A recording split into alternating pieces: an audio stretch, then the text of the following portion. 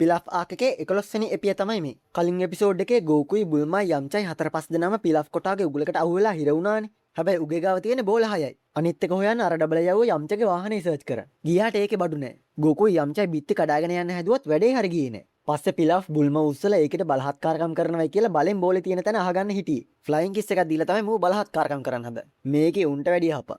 ඒක හිතුවේ කැරකිලා දෙකට නැවිල බුරිය විකලා බඩමීර කියලා මොකක් හරි කුප්ප වැඩක් කරાવી කියලා. අපෝ මේ වගේ වනචරෙක් තියාගත්තොත් අපිත් නරක වෙයි කියලා පිලාෆ් ඒකේ ආයෙ අර කාමරේටම ඇතෑරියා. අතෑරලා ගහුව ස්ලීපින් ගෑස් එක.